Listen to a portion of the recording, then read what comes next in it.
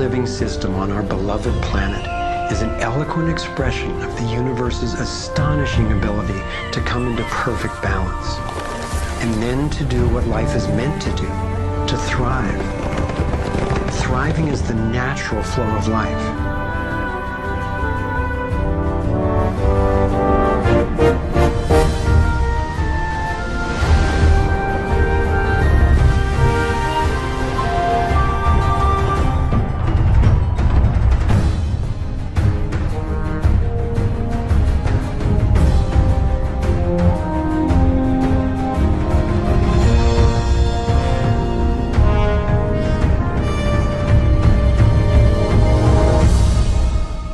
Consider what is surely one of the greatest wonders of all, how a tiny egg and a single irrepressibly plucky sperm can unleash a process that brings forth in the end another one of us.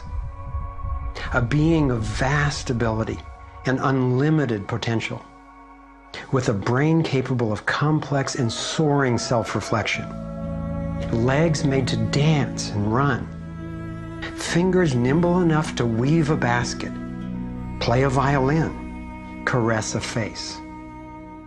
If nature teaches us anything, it is that life is meant to work, and that like every living thing, our purpose is to thrive.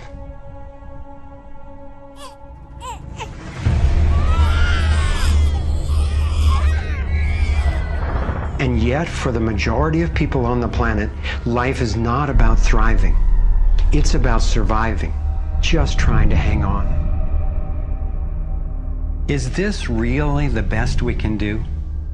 Did the universe labor for nearly 14 billion years only to bring forth a species that would end up as an enemy to life itself and to its own home? I don't think so.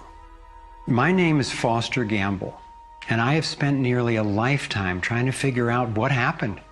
What is happening that could account for the staggering agony and deprivation on this planet?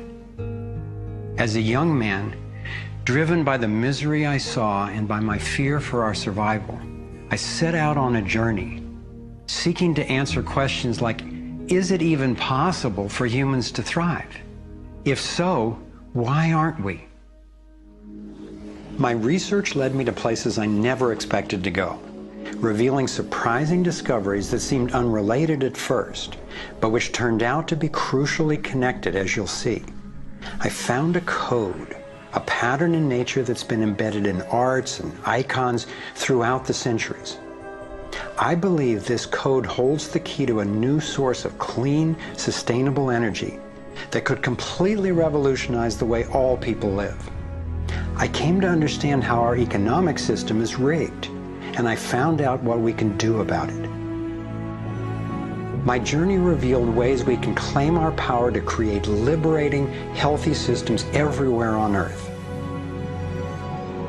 I have realized that we are not a mistake. We are simply mistaken. We've been blinded to our brilliance, shorn of our strength, ignorant of our genius, unaware of our true power and magnificence. But all that is about to change. I invite you to share with me the highlights of my unlikely journey. I've created this navigator to take us through time and space. Let me show you around. On this screen, we can access what I call our vitals. It's the critical data we don't get from the corporate media, which in the US has consolidated from 50 companies down to 5 in just over 25 years. We'll use this to check on how we're really doing. The right screen tracks how to chart a healthy, sustainable course for living on planet Earth. I call these the navigating insights. And this will be our compass. Instead of a needle seeking north in our Earth's magnetic field, our compass is the shape of the field itself. And that shape, as you will soon see, has amazing technological and social ramifications. After a lifetime quest, I've come to believe that this pattern actually holds the key to a world that works for everyone. So let's go.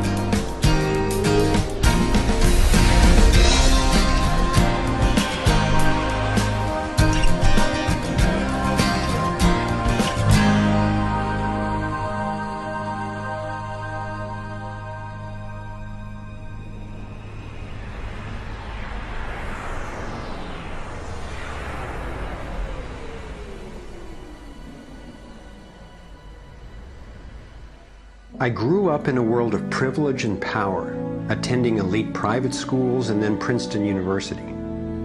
As a direct descendant of one of the founders of Procter & Gamble, I was groomed to be a leader in the establishment. But I chose a different path.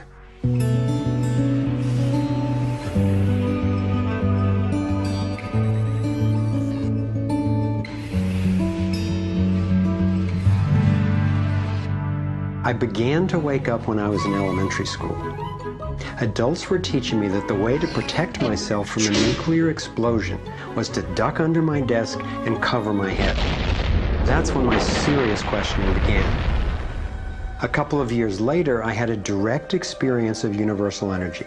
It happened one day when I was riding on a school bus, gazing out the window. I had a vision of a whirlpool pattern, and I just knew that the flow of energy I was seeing was the same in an atom as in our entire solar system. I felt deeply that I, too, was somehow made of that same pattern. This vision was what originally got me into science, into trying to figure out how the universe works and how we humans fit into the overall pattern of life energy. Years later, I learned that the pattern I saw is known by some in the scientific world. It turns out that in 1921, Albert Einstein got a Nobel Prize for discovering that when energy is released in the universe, there are little packets of wholeness that emerge. This pattern actually tells us a lot about how life evolves. Considering the enduring wonders of creation throughout the universe, and how unsustainable so many of our human systems are, I figured learning how the universe creates and sustains life would actually be quite useful. Each of these little packets of wholeness that Einstein discovered, called a quantum, is made out of its surroundings, but is distinct within it, like a whirlpool in water. These packets are always the same pattern, no matter what size, and they are surprisingly relevant to issues as seemingly disconnected as the wars in the Middle East, the global financial collapse, and how to achieve justice for everyone. We're about to explore how. Mathematicians call this pattern the torus. The energy in a torus flows in through one end, circulates around the center, and exits out the other side. It's balanced, self-regulating, and always whole. I was first officially introduced to the torus by scientist and inventor Arthur Young. Futurist Dwayne Elgin explains how the torus is the primary pattern that nature uses for life at every scale. Evolution means to unfold, to roll out. So the question is, what is the universe rolling out? And what the universe is rolling out is self-organizing systems, and you can see this at every scale. A self-organizing system is a technical term for just a system getting a hold of itself, knowing itself, essentially. And if we go to nature, we can look at and we can see these self-organizing forms throughout. We can see it in the cross-section of an orange, the cross-section of an apple. We can see it in the dynamic nature of a tornado. We can see it in the magnetic field around the Earth, a similar magnetic field around an individual. We can see it in the structure of an entire whirlpool galaxy. We can see it in the structure of a small atom. At every scale, throughout its entire history, the universe has one single project. It's growing toruses. The universe is a torus growing factory.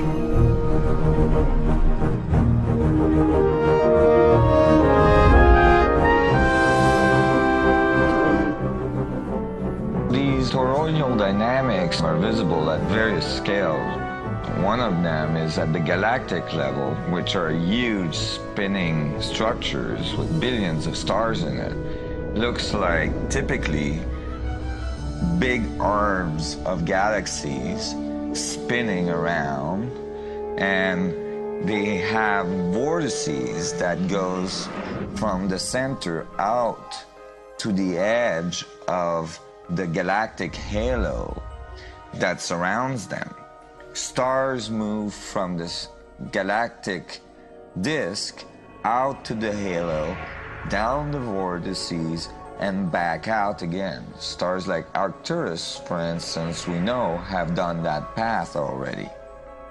That's the appropriate description even for the atmosphere of our planet. The weather goes from the North Pole down to the equator and then back up, from the South Pole up to the equator and then back down. Even the dynamics on the surface of the sun are very similar. Of course, here we're looking at it from an external perspective on a small-scale model. When you look at the solar system embedded in the galaxy, embedded in the cluster, embedded in the supercluster, we're traveling in this boundless sea of infinite torus flow.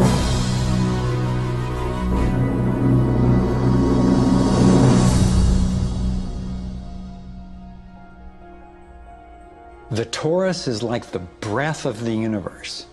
It's the form that the flow of energy takes at every scale of existence. But there's also an underlying structure in how the flow fits together, sort of like a skeleton. It's called the vector equilibrium, a term coined by one of the 20th century's greatest thinkers, Buckminster Fuller. Inspired by Fuller's visionary work, I spent decades researching the dynamics of the vector equilibrium and the torus. I became so excited by the potential of the toroidal energy form that in 1997 I co-founded a multidisciplinary think tank called the Sequoia Symposium to study the pattern and explore its applications. Our collected research convinced me that the torus and the vector equilibrium are primary patterns, fundamental to the creation of the universe at all scales. At the Sequoia Symposium gatherings, I learned of inventors who claimed they were using the torus dynamic as the basis for devices that generated energy without combustion. This revolutionary development, accessing what's sometimes called zero point or radiant or free energy, is now being called most simply new energy technology. Given that so much of the suffering in our world is the result of lack of access to energy, I realized that free, unlimited, clean energy would be one of the greatest breakthroughs in history.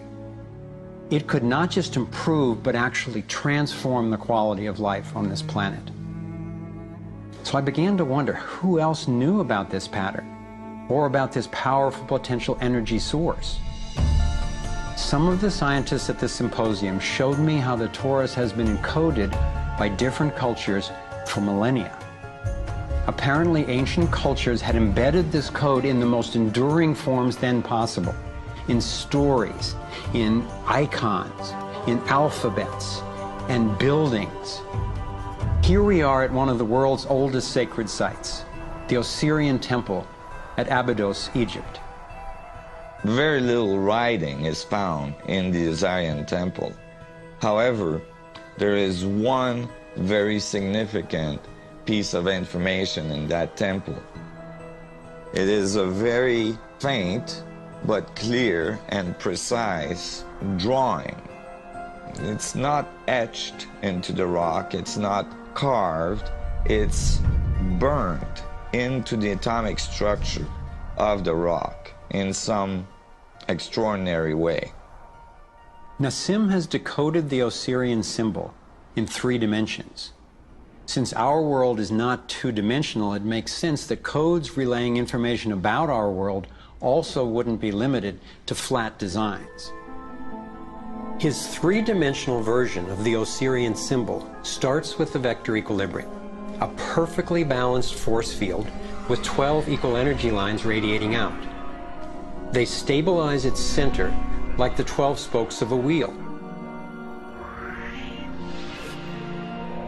The primary pattern of balanced energy flow around this structure is the torus.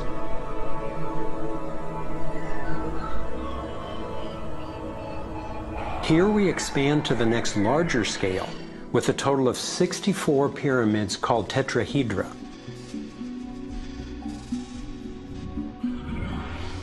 If we then put spheres in, representing the toroidal energy field surrounding each of the pyramids, and then we drop away the pyramids,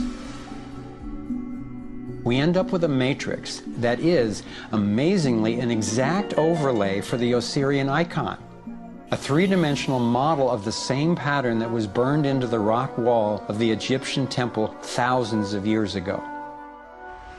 Now we travel across continents, from Egypt to China, where the same geometry appears at another sacred site built in 1420. Then you go to the Forbidden City, where the sun gods reside, and where you find at the entrance the food dogs, the guardians of the knowledge. They guard the knowledge under their paw. The same geometry of 64 energy units is encoded again. I started wondering, is it just a coincidence that the exact same design appears in significant places on two different continents? But then Nassim showed me that this geometry of 64 is encoded time and again in cultures across the centuries and from all over the world. The Hebrew Kabbalistic tree of life creates the same structure we just saw, with the vector equilibrium again embedded at every level. The ancient Chinese system of wisdom called the I Ching is based on 64 hexagrams, symbols with 6 lines in a set, some continuous, some broken.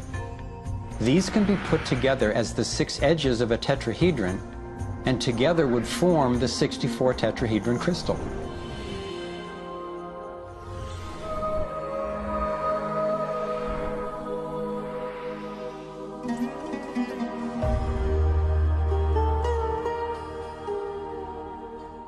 This same pattern shows up in modern scientific research.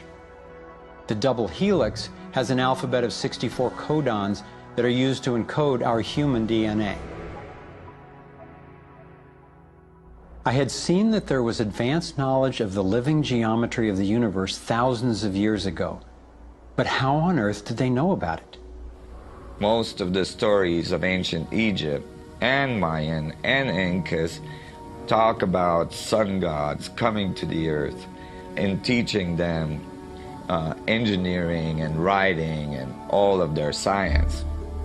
I started to wonder if all these sun gods were not advanced civilization coming from another part of our galaxy. These texts and many ancient cultures describe them as coming in flying boats, or in the Vedic tradition, flying machines, and so on. There is many mention of these sun gods coming through time.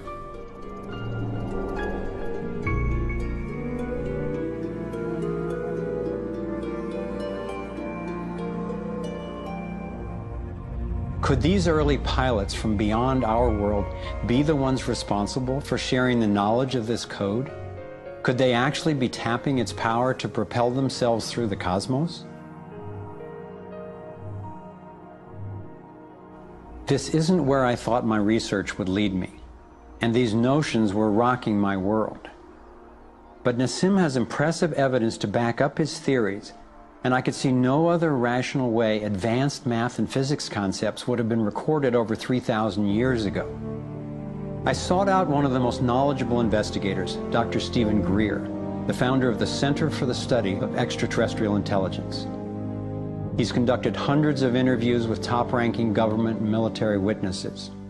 And so when we talk about extraterrestrial intelligence, we're talking about civilizations that have reached the point of being sentient like we are, but whose technologies and perhaps social capabilities are such that they've been able to become interstellar or interplanetary civilizations. And when you look at the fact that the most conservative estimates are in the Milky Way galaxy that there are at least 10,000 Earth-like planets that have intelligent life on them, and that at least half of them are likely to be as advanced or more than ours, it's almost a certainty that there's intelligent life out there that have mastered the laws of the universe beyond what's currently taught at MIT and Caltech, to be able to transfer through space-time in real time through vast distances of interstellar space. We have over 4,000 cases where these objects have landed on terra firma and left physical evidence. We have over 3,500 pilot cases. We have hundreds of cases, including ones from the highest ranking investigator at the FAA, John Callahan, and numerous other operators where these objects have been tracked on radar going tens of thousands of miles per hour or dematerializing and then reappearing in another point in the sky. Yes, there have been ET visitation, there have been crashed craft, there have been material and bodies recovered. We have contact with aliens not originating from some foreign country, but from some other solar system. And I have been a party to that.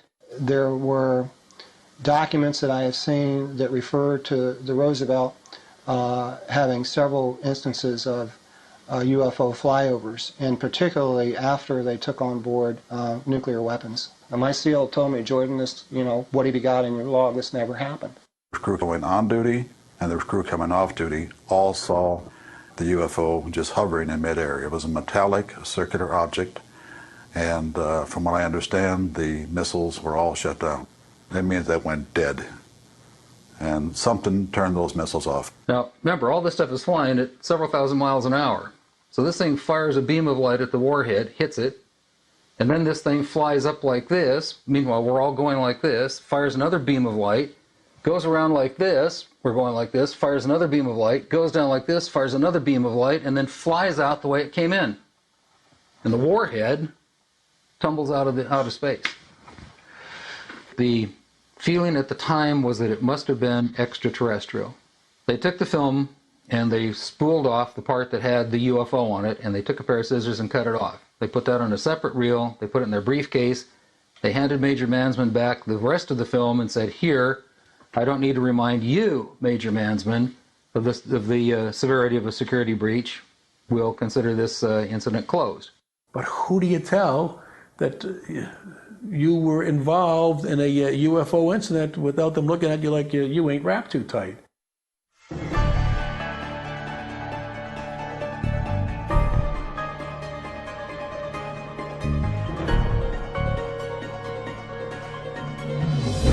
Out of all of the evidence for the existence of UFOs, one extraordinary phenomenon continues to astonish and inspire me. The appearance throughout the world of so-called crop circles. These elaborate designs appear mysteriously swirled into crops of grain in such a way that the stalks are bent over, yet remain alive. More than 5,000 of these patterns have appeared in over 30 countries, most of them in England. The media has led many people, including me at first, to write these crop patterns off as hoaxes, the nighttime work of a few pranksters. Of course, there have been faked versions, but those made by human hands are crude compared to the vast majority of these elegant creations. Could hoaxers have created all 5,000 of these patterns? Could a few people with ropes and boards have created something as complex and beautiful as this one, made in the dead of night in a driving rain and leaving no footprints in the soil? The electromagnetic field over the area where the crop's been laid down to create the image is often electrostatically charged. Some of these areas are littered with strange magnetic particles. One of the most amazing crop designs is not a circle, but a rectangle that seems to be a direct response to a message sent out into space in 1974. The message was a radio signal depicting our planet's location in our solar system and Earth's people, in hopes that it might be received and interpreted by an extraterrestrial intelligence.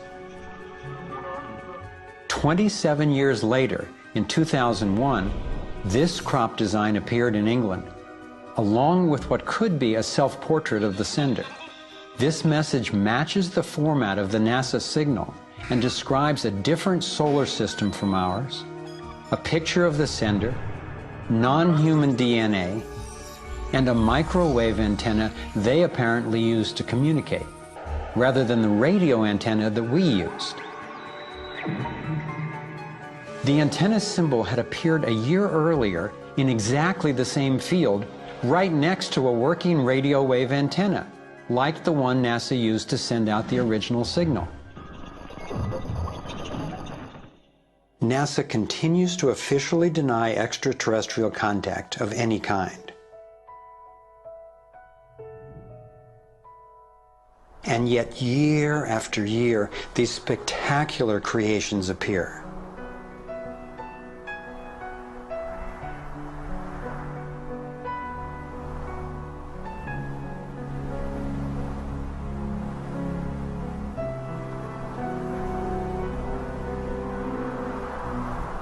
So what might these remarkable designs mean? Here are some two-dimensional versions that seem to be revealing the torus in 3D.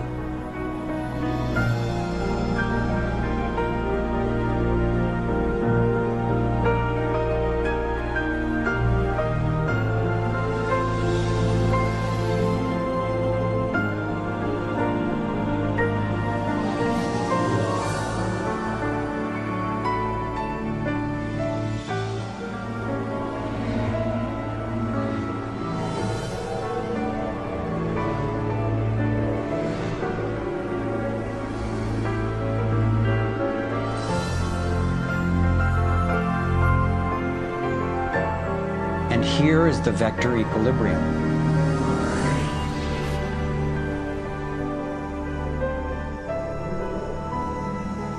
And the related pattern of 64 that we saw encoded in the arts of so many ancient cultures.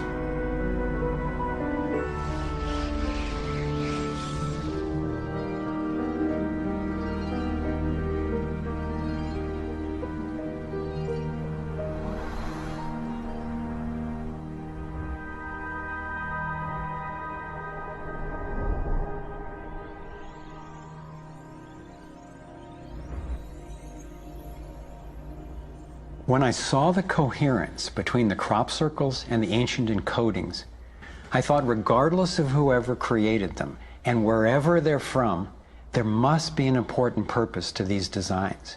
They're so coherent. I've come to believe that the pattern of the torus and the vector equilibrium, especially in the form of the 64 tetrahedron crystal, is showing us how energy works in the universe so that we can learn to align with it. I believe that they're giving us a model for accessing energy in a clean, safe, and limitless way, and a new means of propulsion. What more important message could there be to get to us, and especially now, from their perspective, as we're beginning to extend our careless reach beyond our planet? I got further confirmation of this notion when I met Dr. Jack Kasher, a former professor of physics at the University of Nebraska, who has also researched UFO phenomena. Presenting at a Sequoia symposium, Dr. Kasher showed a remarkable series of drawings by a woman named Lane Andrews, who claimed to have been invited onto an extraterrestrial spacecraft. I was startled to see her detailed sketches of the toroidal energy field that she said propelled the vehicle and protected the passengers. I subsequently interviewed James Gilliland. James has many hours of UFO footage from his ranch near Mount Adams in Washington state. He also claimed to have gone on board an alien spacecraft.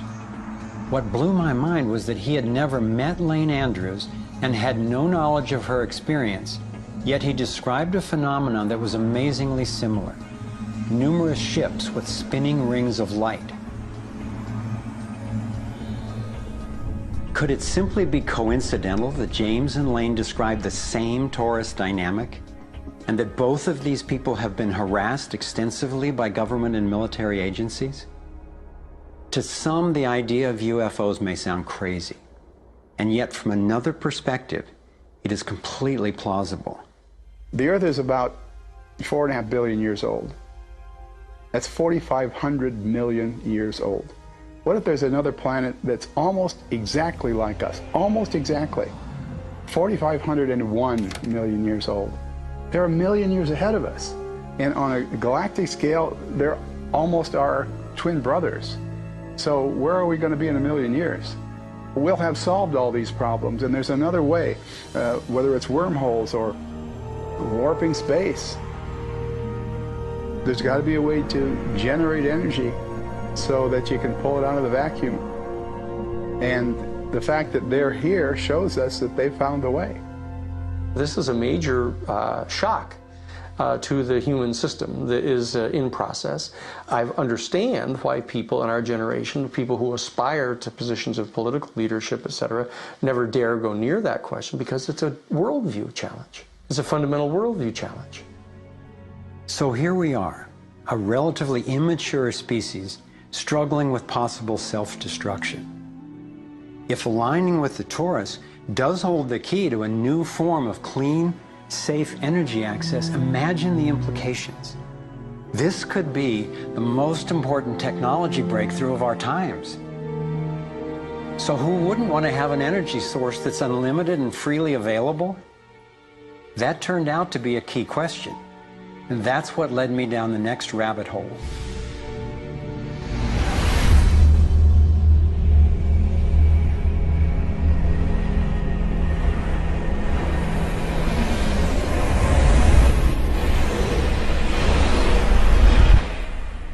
It turns out that scientists as far back as the early 1900s have been developing alternative ways to access electricity without combustion. Nikola Tesla believed he had tapped into what he called radiant energy. Many scientists believe he was accessing what's now called free energy. But before Tesla could finish the project, his financier, banker J.P. Morgan, who had a monopoly on the copper used for electrical lines, recognized how Tesla's invention could transmit electricity without wires. He then shut down Tesla's funding. Tesla's lab was burned down and he was ostracized, all for trying to implement his vision of unlimited energy for everyone.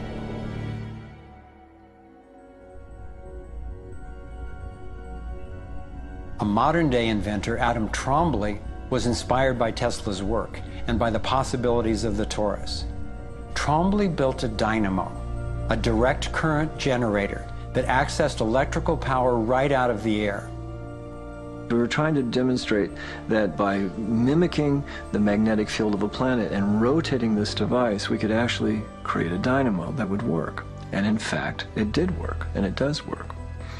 So when we contemplate nature, when we contemplate Jupiter, or we contemplate a dynamo like the Earth rotating in space, we're basically talking about a magnet which is rotating in space.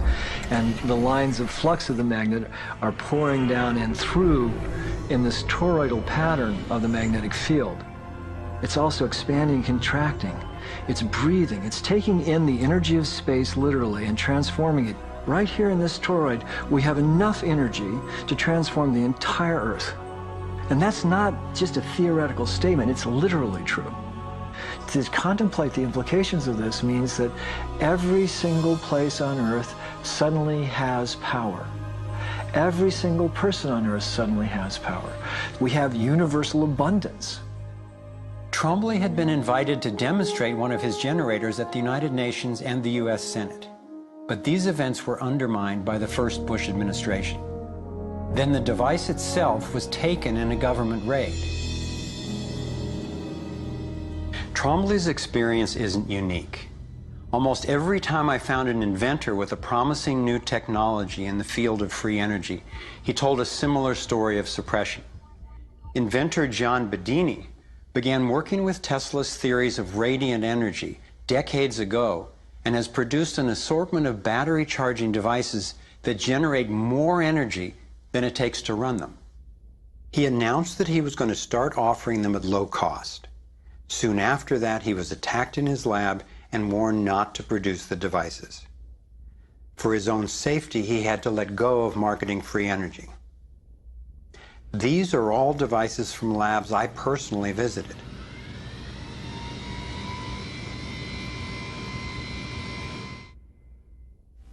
Now,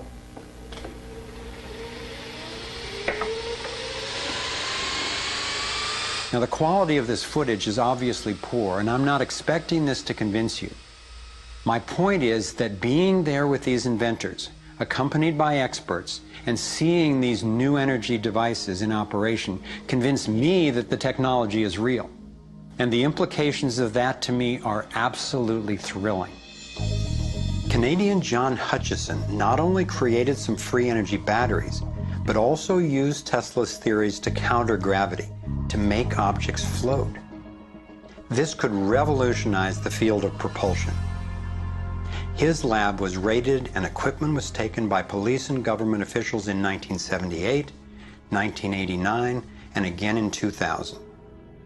One of the scientists we were going to interview for this film was Dr. Eugene Malov, an engineer from MIT and Harvard, and editor of Infinite Energy magazine, which covers both theoretical and technological developments in the new energy field.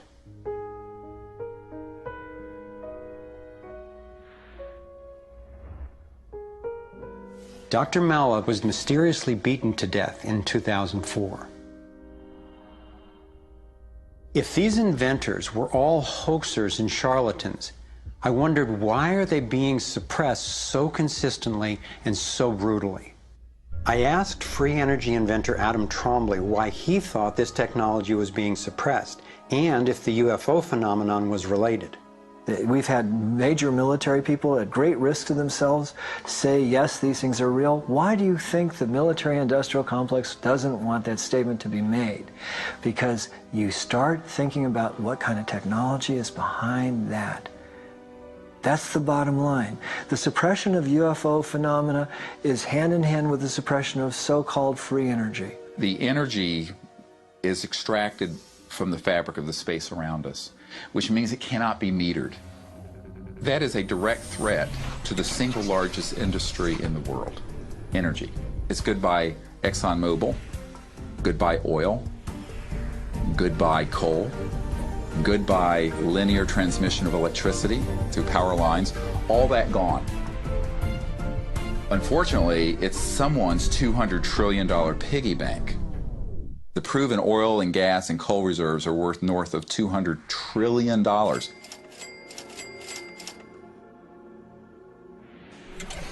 This information coming out would completely change geopolitical power more than anything since, well, in recorded human history.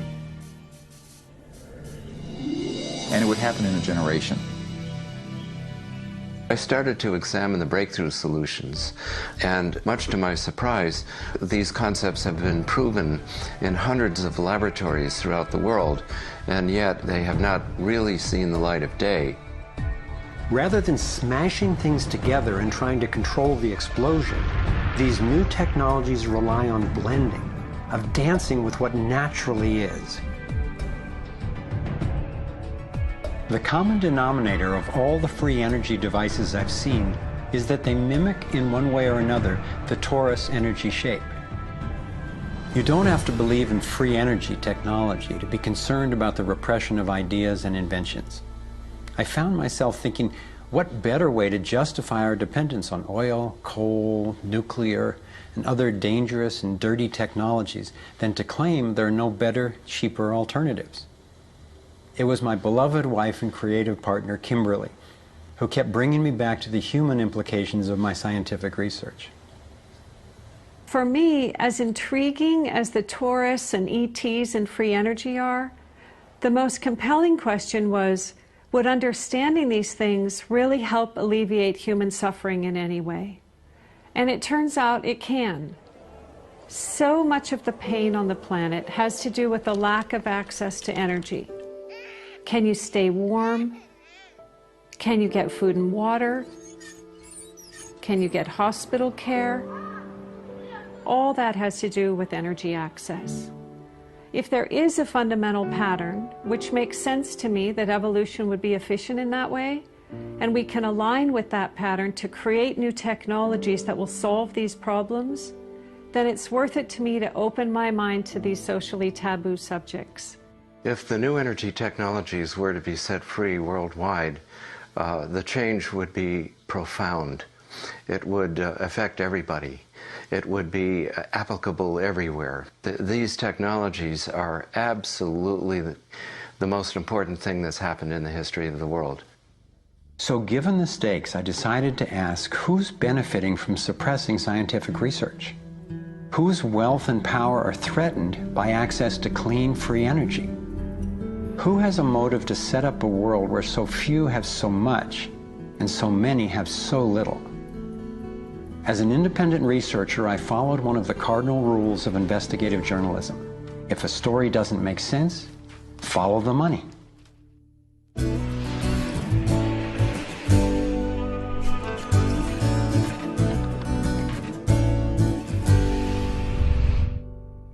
Our being dependent on oil ensures that energy corporations continue to reap phenomenal profits.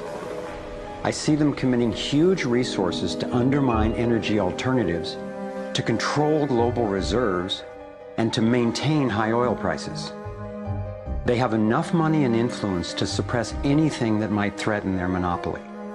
So who's behind the huge energy corporations? The Rockefellers' oil empire got started in 1870 when John D. Rockefeller founded Standard Oil and became America's first billionaire. Standard Oil has since morphed into ExxonMobil and others. And the Rockefellers control our food as well.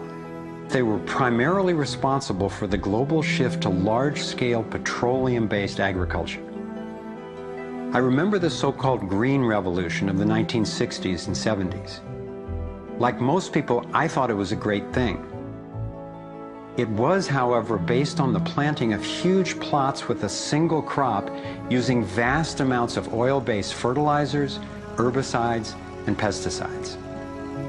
The Green Revolution was the brainchild of the Rockefeller Foundation's Natural Science Division in partnership with large agricultural corporations. Petroleum-based agriculture provided vast new profits for the oil industry, but never lived up to its promises of ending hunger and promoting health. The Green Revolution did at first increase productivity because every bit of soil was being used for immediate production. But its true costs can now be seen. Taxpayers pay billions in subsidies to giant agribusiness corporations. Small family farms have all but disappeared. Biodiversity is destroyed. Toxic chemicals poison farm workers and pollute the land, water, and our food supply, endangering the health of us all. As of 2010, approximately 1 in every 7 people worldwide did not have enough to eat. The giant corporations who had brought us chemicals for chemical industrial agriculture, and they were talking about 3 instruments to consolidate the food chain. The first was genetic engineering as a way of control. The second was patenting seed and patenting life as a way of control, declaring seed to be private property, treating the saving of seed by farmers as a crime, as a theft of intellectual property. And the third was so-called free trade treaties that would rob ordinary people, farmers, growers, of their freedom to save seed. The design of Terminator technology to create sterile seed in order to impose even more dependence of humanity on a handful of corporations is the ultimate step in this. We are, through what we are doing with seed, literally for the first time, creating a new colonization, which I call the colonization of the future.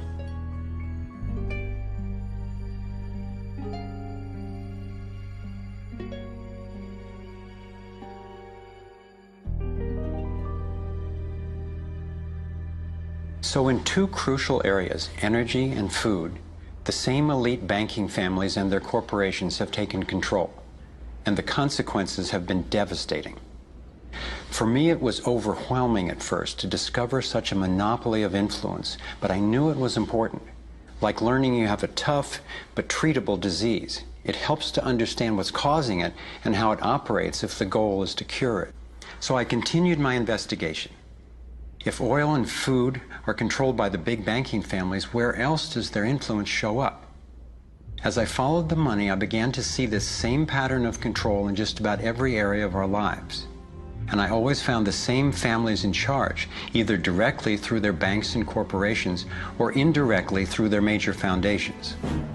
Again, it was the Rockefellers who created the National Education Association with help from the Carnegie Foundation and later from the Ford Foundation. What the captains of industry wanted from our schools was an obedient and docile workforce who would be manageable employees and eager consumers. Schools are to establish fixed habits of response to authority. That's why it takes 12 years. You're to respond reflexively when anyone in a position of authority tells you what to do. Like education, health is yet another area dominated by big money and corporations. The American Medical Association, for example, is largely funded by the Rockefellers, who use their funding to influence AMA research and decision-making. The average MD in 4 years of medical school takes one course in nutrition, 2.5 hours in many cases, and the materials used, the curriculum materials, are supplied by the National Dairy Council and the National Livestock and Meat Board and other industries, including the Sugar Association, with products to sell that actually undermine our health in the first place. Unfortunately, the way the system of medicine is set up, medical education is primarily, funded by pharmaceutical companies. So there's a motive to make and sell as many drugs as possible. It's also a very time-effective way of making money for the physician, for the pharmaceutical company, for the whole medical establishment. But it's really perpetuating the problems it was meant to alleviate. Side effects may include nausea, dry mouth, and constipation. Decreases in white blood cells, which can be serious. Sexual side effects, diarrhea, nausea, and sleepiness. Can lead to coma or death. How far will these forces go to make a profit? Would they actually suppress cures for diseases the way they've suppressed free energy technology?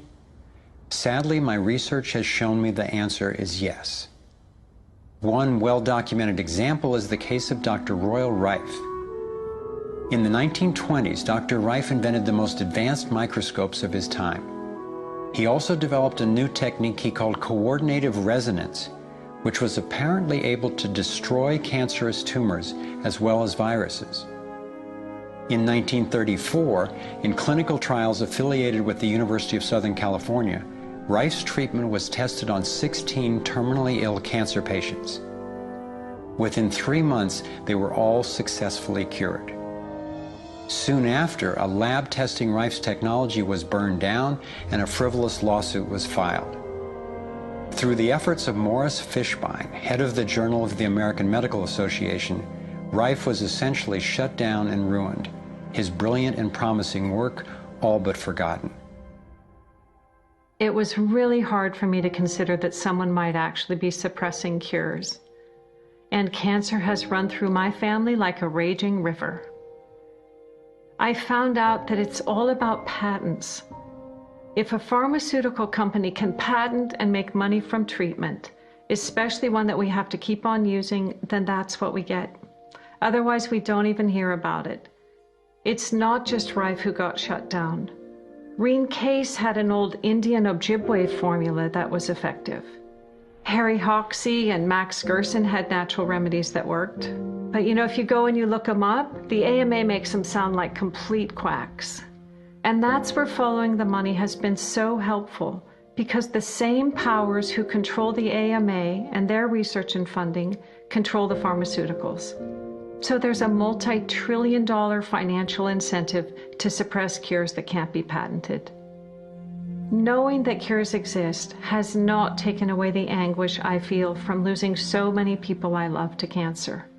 It's given me something really satisfying to do with the pain.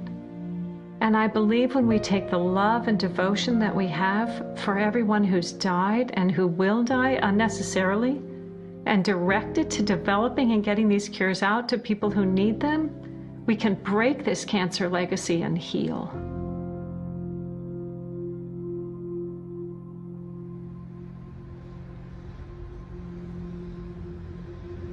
As difficult as it was for me, I have come to an inescapable and profoundly disturbing conclusion. I believe that an elite group of people and the corporations they run have gained control over not just our energy, food supply, education, and health care, but over virtually every aspect of our lives. And they do it by controlling the world of finance, not by creating more value, but by actually controlling the source of money. When I followed the money, I found that it took me up the levels of a pyramid. Here we are at the bottom level going about our daily lives. Above us is government, people who are given a monopoly on force and use it to tax and control us whether or not we agree. But who controls them?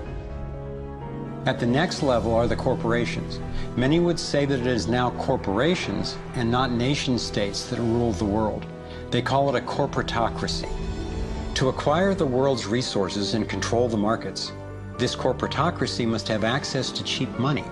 The big corporations get their loans at special rates from the big banks, which means that those who control the major banks, the moneyed elite, ultimately control the corporations.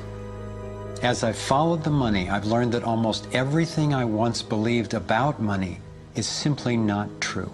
It's interesting how few questions we actually ask about very everyday things, like when we go into a bank and we ask for a loan of, say, $50,000, £50,000, what actually happens? You see, most people live their lives based on a kind of vague image of what happens.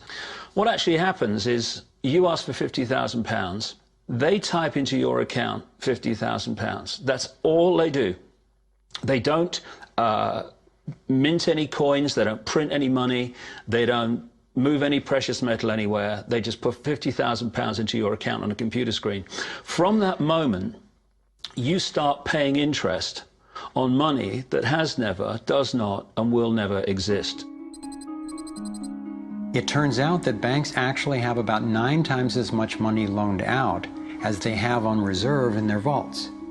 This is possible because of what's referred to as fractional reserve lending. The way it works is that the Federal Reserve, or the central bank in any country, is legally allowed to determine the amount a bank must have on reserve. In the US, it's currently around 10%. So if you deposit $10,000 into the bank sets aside 10%, or $1,000, and then loans out the rest of your money. The way it works is, say another person comes into the bank and asks for a car loan of $9,000. At this moment, the bank loans out the $9,000 from your original deposit. It isn't there anymore. The borrower then pays the person selling the car, and they go deposit the money into another bank, which is part of the same central banking system. This $9,000 is treated as a new deposit, and the process continues. The money gets redeposited and reloaned until the initial deposit of $10,000 becomes $100,000. The banking system just created $90,000 by loaning out your money.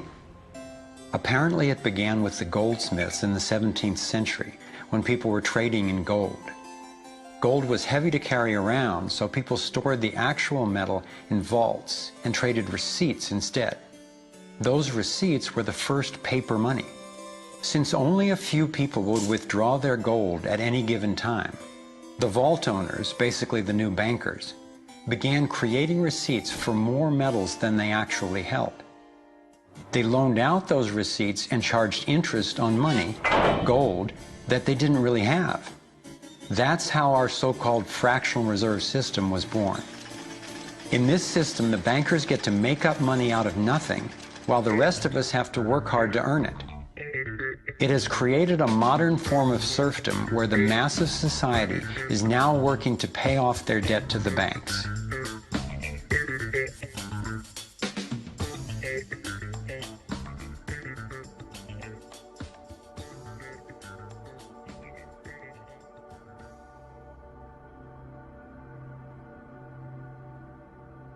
Under this fractional reserve scheme, we inevitably become debt slaves to a ruling class of financial elite, not because they are better or smarter than anyone else, but because they have rigged the system to benefit themselves at the expense of most people on the planet.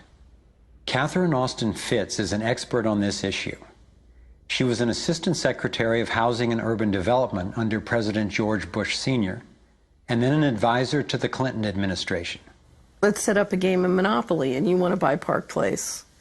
What I can continually do is just print money, give myself more money, lower the value of your money by printing more.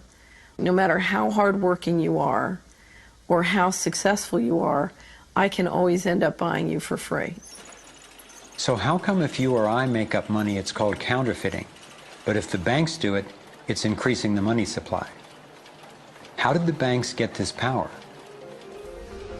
This is Jekyll Island, where in 1910, representatives from the Rockefellers, Rothschilds, Morgans, and other private bankers gathered secretly to draft the legislation that would create the Federal Reserve.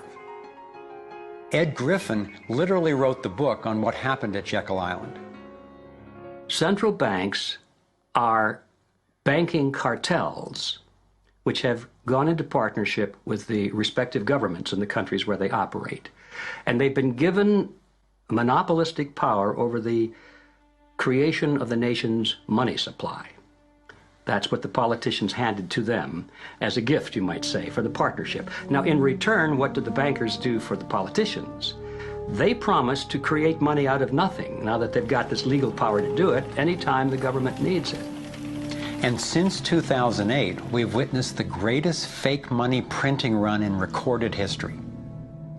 This financial sleight of hand disguises the costs, hides who's to blame, and leaves us as debt slaves working to pay off the bill.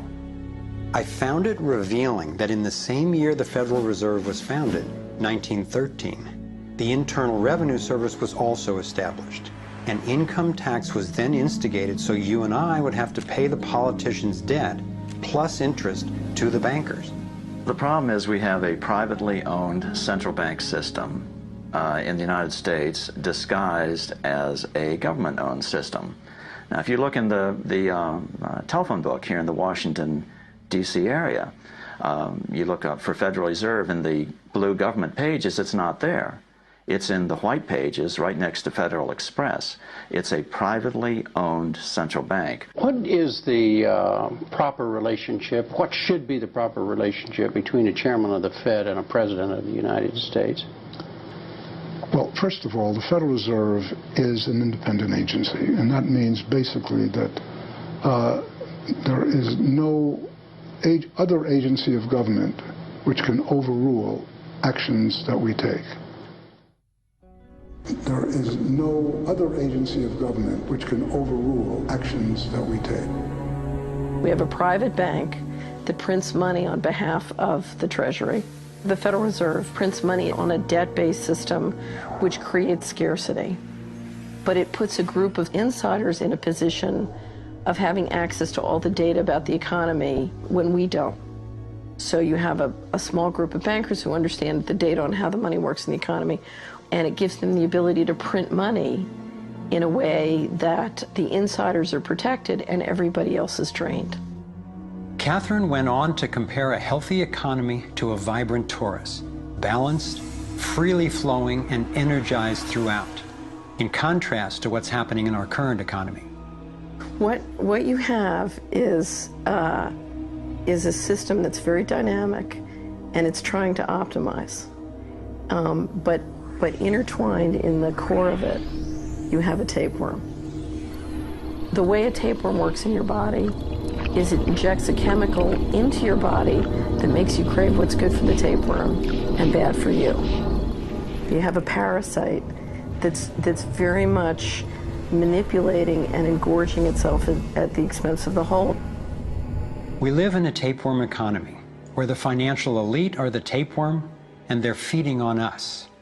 And they don't like it when people blow their cover. After Catherine began exposing government corruption at the highest levels, the FBI raided her company and seized its assets. She was dragged through the courts for 10 years before being found innocent.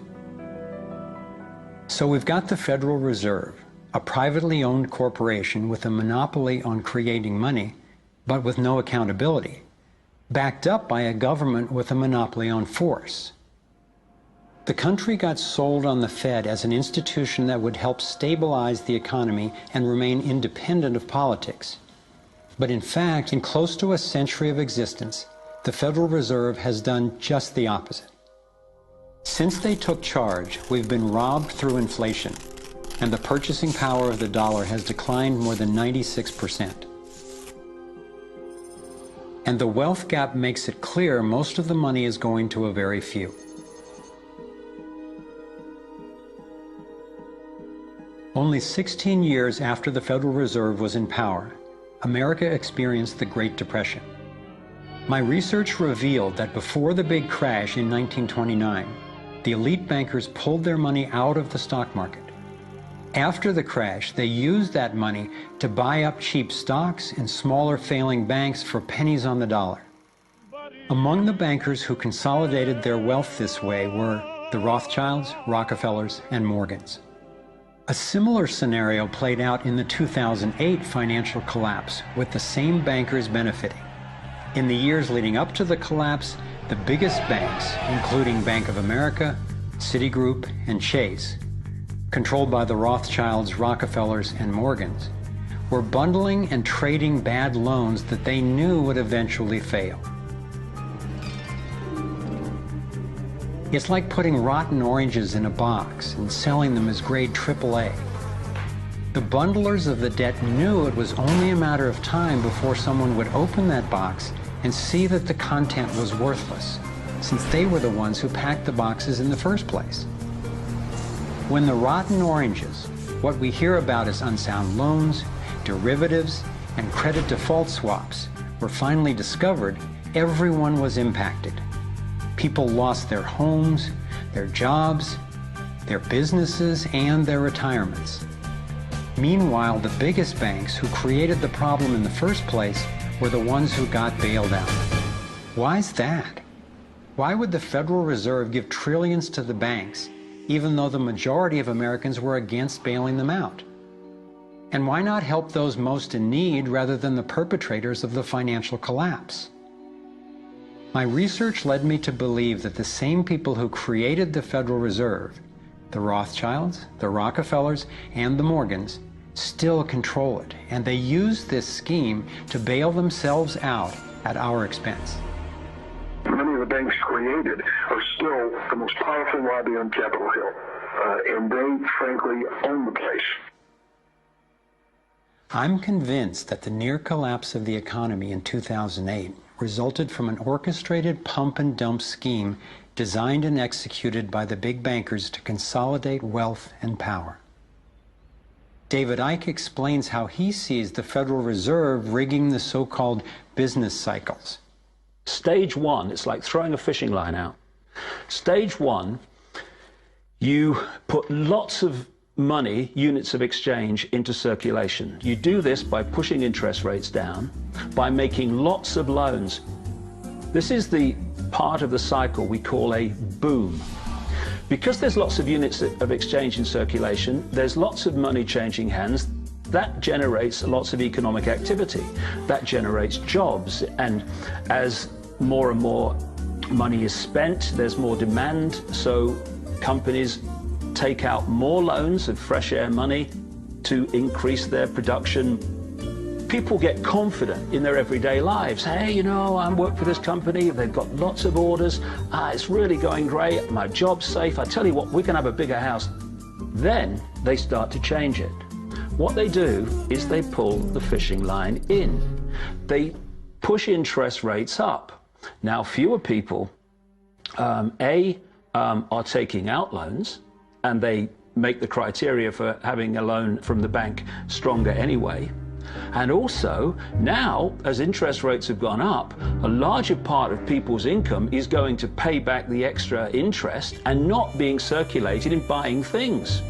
Suddenly, there's nothing like as much money in circulation, and therefore, fewer things are being bought. Companies start to go down in terms of their profits. They start to shed jobs, and they start to go out of business. People lose their jobs, they can't pay the mortgage anymore of the big house they took out in the good times.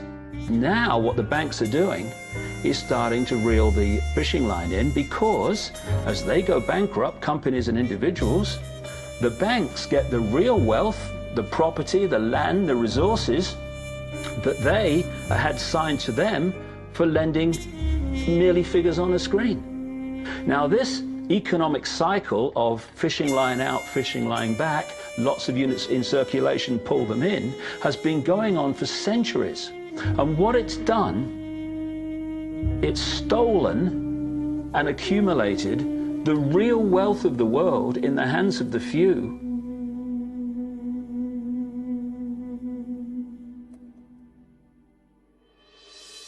At the international level, central bankers use the World Bank and the International Monetary Fund to make more money while exploiting the resources of countries they lend to, bankrupting them in the process.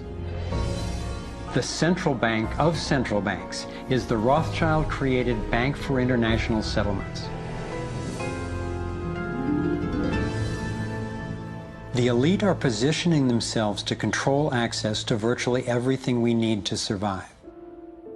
No matter where you go in the world, the money is controlled by the banking system. They decide if people eat or if they don't eat. Who's a billionaire and who lives on less than $1 a day? He who controls the money controls the world, and a very few control the money.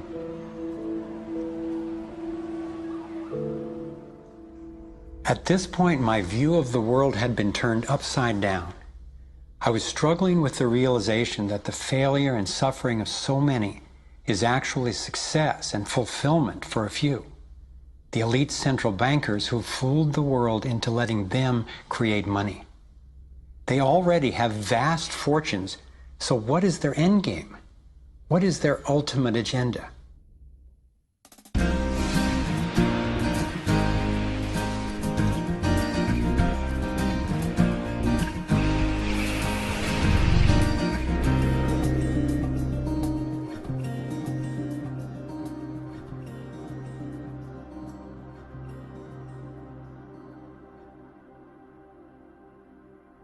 I kept running across compelling evidence and credible experts saying that the secret agenda of the banking elite is nothing less than total global domination. At first, I resisted the idea, but I was committed to finding out what was keeping us from thriving, no matter where it might lead. One night I woke up at 3 a.m. with the burning question: if this small group wanted to dominate the entire world, what would they need to control to accomplish it? I jumped out of bed and started making a list. First and foremost, they'd have to control money, and they do. Controlling money allows them to run everything else. They'd need to control energy, and they do. They already control big agriculture and world trade. They're buying up water supplies worldwide. They've got health in their pocket, and they're trying to suppress natural alternatives. Mainly, they'd have to control what information we'd get and how we'd react to it.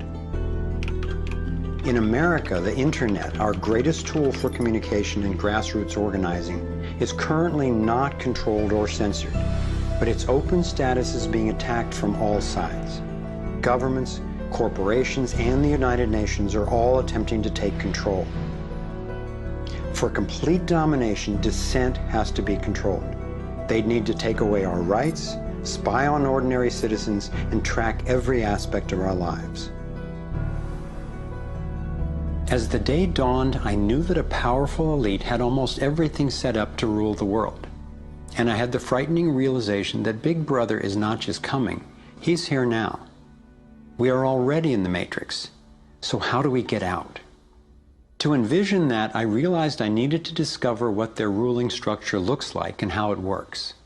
A relatively small group of families, especially the Rothschilds, Rockefellers, Morgans, and Carnegies, along with the Harrimans, the Schiffs, and the Warburgs, have been leading the controlling elite in the West for generations. I'm not implying that every individual in these families is aware of or active in the global domination agenda. However, I'm convinced the heads of these dynasties control the corporate and banking interests that carry out the sinister scheme that is destroying so many lives. Those secretly driving the agenda have been known by many names. Leaked reports confirm that they meet throughout the world behind closed doors to discuss their agenda. Then, like clockwork, their plans begin to show up in the media, finance, corporate, government, and military arenas. Of course, not everyone involved in these groups is in on the decision-making. There is a hierarchy of knowledge and participation. One of the primary symbols of the controlling elite is the all-seeing eye. It's on the dollar bill. It's on the American mass surveillance system initially called Total Information Awareness. It's on the British intelligence agency MI5. And it even oversees the Supreme Court complex in Israel, designed and funded entirely by the Rothschilds.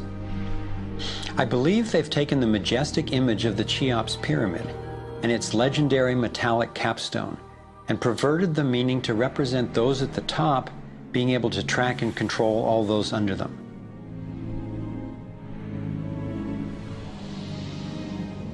One of the painful ways this information has been used is by people who want to promote anti-Semitism.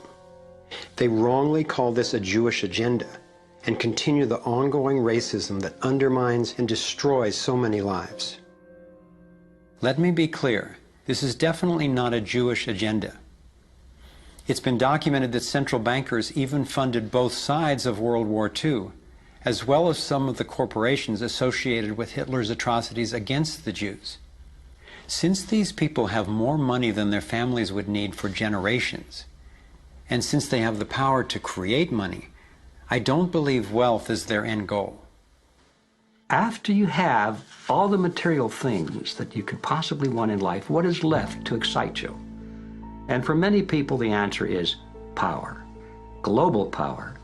They became intellectually elite. They began to think that they had a plan that was better than anybody else's plan. They got the idea that freedom is dangerous. If you give people freedom, you know what? They're probably not going to use it wisely like we think they should. We are smarter than they are. And for their own good, we should rule them.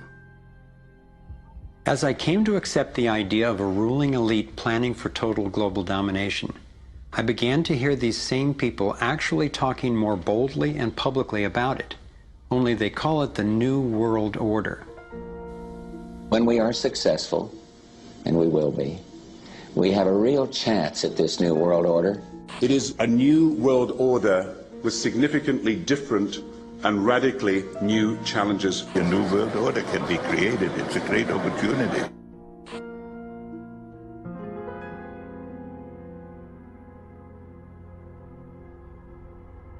Given the condition of our world, a new world order can sound like a great idea.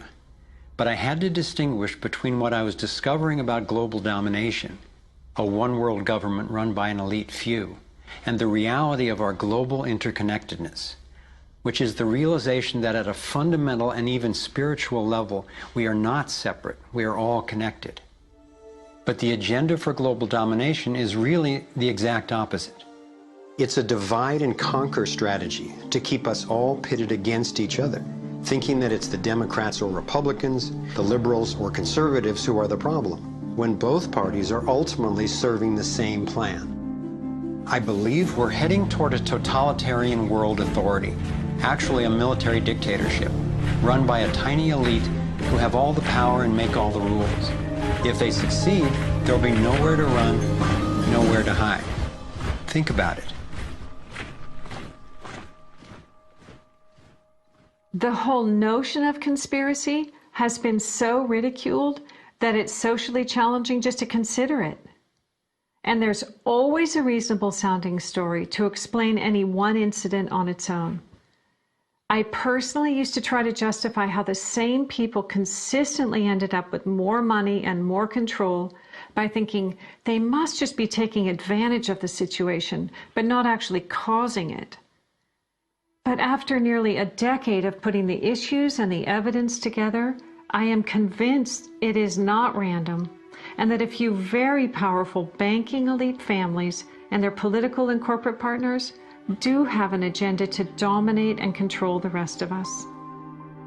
Once I got the reality and the scope of the agenda, I really had to think, how much do I want to know about this? Do I want to focus on the worst of what human beings are capable of? I decided it is worth knowing who these people are and how their organizations operate, because on the other side of the rage and the sadness are clarity and strength, the power we have to focus our efforts effectively now that we understand what's really going on. The greatest prison that people live in is the fear of what other people think. What happened to me as a result of all the ridicule I went through is that I stepped out of the fear of what other people thought.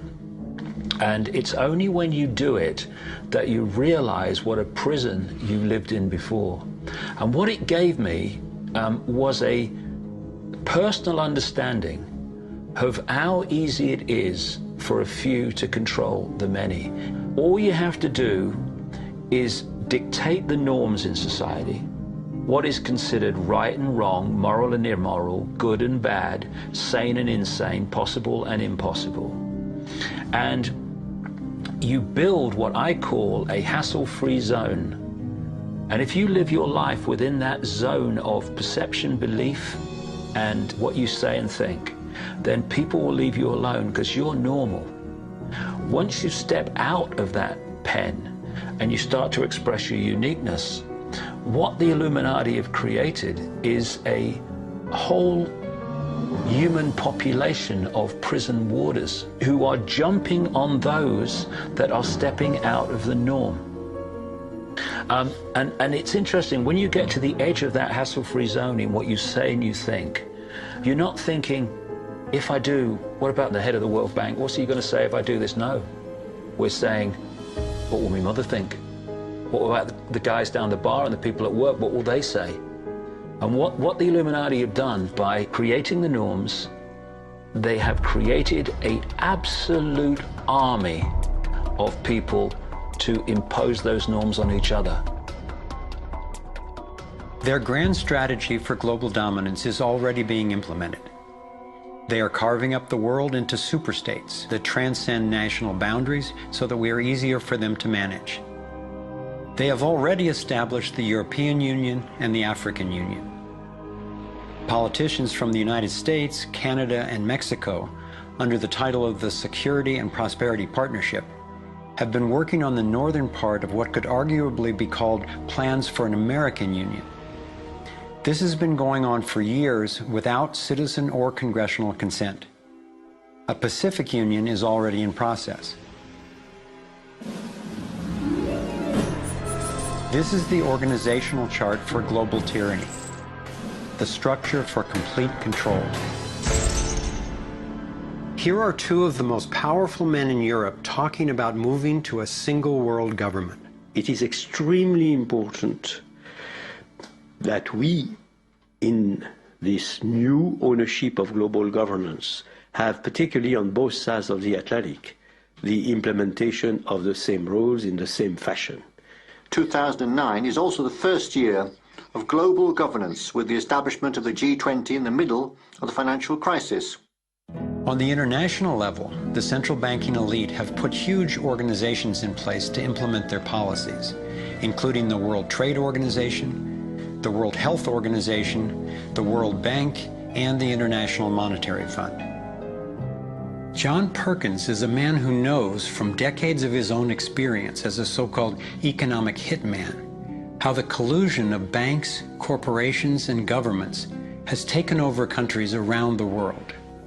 We use many techniques, but probably the most common is that we'll go to a country that has resources that our corporations covet, like oil, and we'll arrange a huge loan to that country from an organization like the World Bank or one of its sisters, but almost all of the money goes to U.S. corporations, not to the country itself. Corporations like Bechtel and Halliburton, General Motors, General Electric, these types of organizations, and they build huge infrastructure projects in that country, power plants, highways, ports, industrial parks, things that serve the very rich and seldom even reach the poor. In fact, the poor suffer because the loans have to be repaid, and they're huge loans, and the repayment of them means that the poor won't get education, health, and other social services, and the country is left holding a huge debt by intention. We go back, we economic hitmen, to this country and say, look, you owe us a lot of money, you can't repay your debts, so give us a pound of flesh. But as soon as one of these anti-American presidents is elected, one of us goes in and says, hey, congratulations, Mr. President. Now that you're president, I just want to tell you that I can make you very, very rich, you and your family. I've got several $100 million in this pocket. If you play the game our way, if you decide not to, over in this pocket I've got a gun with a bullet with your name on it in case you decide to keep your campaign promises and throw us out. Sell our oil companies your oil real cheap, or vote with us at the next UN vote, or send troops in support of ours to someplace in the world such as Iraq. And in that way we've managed to build a world empire with very few people actually knowing that we've done this. Like many people, I thought a conspiracy for global domination could not really work because basically people are just not that competent. I thought there's no way they could pull off such a scheme at the necessary level of control and secrecy. One of the false hopes is this is all happening because government is incompetent, and it's a giant mistake, and people really don't know. And of course, that's great air cover for the fact that the system really does know where it's going, and it's going where it wants to go, and it's being successful at it. Still, I wondered how could something that is so big and corrupt be kept secret? It's a simple structure, and if it wasn't simple, it wouldn't work. And it can be likened to a compartmentalized pyramid. If you look at any organization today, don't matter whether it's a transnational corporation, a university, a government, a secret society, they're all structured as a pyramid. And as the CIA and other intelligence agencies talk about, they have this need-to-know system. Only let people know as much as they need to make their contribution and no more. So you take a bank, an individual bank, not that there is such a thing. At the bottom, you've got the people you see when you pass your check over the counter in the bank. Now, they don't know what the bank manager behind them knows and is discussing. They only know what they need to know to do their job. The bank manager in the office behind them, he doesn't know or she doesn't know what's happening at the next level, and they don't know what's happening at the next level. And eventually, you've got a tiny few people at the peak of the pyramid of that banking structure. They're the only ones that know what the real agenda of the bank is and what the direction is that they're going and why. This kind of compartmentalization explains how the Manhattan Project, which developed the atom bomb in World War II, was kept secret despite having 130,000 people working on it. When I first let in the scale and the intentions of the agenda, I felt like I had the flu for about 2 weeks. But then it dawned on me. Here was this well-planned, well-orchestrated attempt to squelch human potential, and still our brilliance shines through. Even though we've been systematically distracted and repressed, people have come up with innovative, ingenious solutions to a huge number of the problems that we face. It's not our fault that we didn't recognize how organized and intentional this scheme is. It's our challenge. I looked at the kind of world the controlling elite have already given us, and I had to ask, what kind of world would we be living in if they had absolute and complete domination over everyone, everywhere?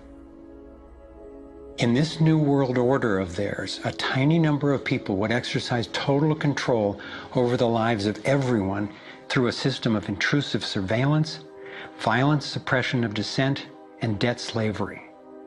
Imagine tiny islands of opulence surrounded by a sea of misery, where the mission of the military is to protect the haves from the have-nots. I've come to believe that their endgame is truly ominous, and that they will stop at nothing to continue implementing their plan. As difficult as it may be for Americans to accept, I'm now convinced the agenda of the global elite includes destroying the financial strength and sovereignty of the United States. With its history of free speech and armed revolt, America represents the major hurdle to global consolidation of power. If they can succeed in bringing down this country, I believe the international elite intend to transfer the power and productivity of Americans to their one-world dictatorship, gradually taking over our lives in what David Icke calls the totalitarian tiptoe. Think about it. They've got us so deep in debt we can never repay it. They're collapsing the dollar, and they're attempting to replace it with a global IMF currency. This press for a global cashless electronic currency would enable a central authority to financially disable any individual or group in an instant. Now, for the first time in history, international taxes are being proposed under the pretense of addressing climate change. Like a Trojan horse, the suggested treaty unveiled at the 2009 Copenhagen Climate Conference appealed to our concern for the environment while distracting us from the fact that this unprecedented carbon tax would be paid to the World Bank and enforced by global police. There are ways to address our obvious need to curtail pollution without creating a tax base for tyranny. You want to change society in a way that you know that if you do it openly, you know you're going to get an adverse reaction. So you don't do it openly. You play problem, reaction, solution. Stage one, you create a problem. It could be a terrorist bomb, it could be a 9/11, it could be a run on a currency, it could be a stock market collapse, a government collapse. You tell the people your version of A, who did it, and B, why. And at this point, problem, reaction, solution would fall down if we had a media that was in any way related to journalism. Instead, the mainstream media is a public relations office for the official version of events. Turns out President George W. Bush was right about Saddam Hussein hiding weapons of mass destruction. The virtually only way or source of information that the public have about this event is from the mainstream media. And what they're looking at stage two of problem, reaction, solution is the reaction of outrage, of key fear. And they want the public to say to the government, something must be done, this can't go on, what are you going to do about it? And this allows stage three, which is those who've created the problem, glean that public reaction with a false story, to then openly offer the solutions to the problems they have themselves created. The idea of using tragedy, manufactured or simply utilized, was deeply significant in my finally understanding how far these people will go to achieve their goals. It's a documented fact that we entered the Vietnam War under false pretenses. Former Secretary of Defense Robert McNamara has acknowledged that the attack on a ship in the Gulf of Tonkin didn't actually take place. Our judgment that we've been attacked that day was wrong. It didn't happen.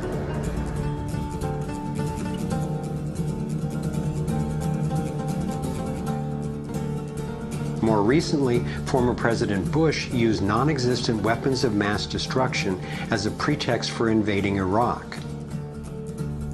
Tactics like this are sometimes referred to as false flag operations.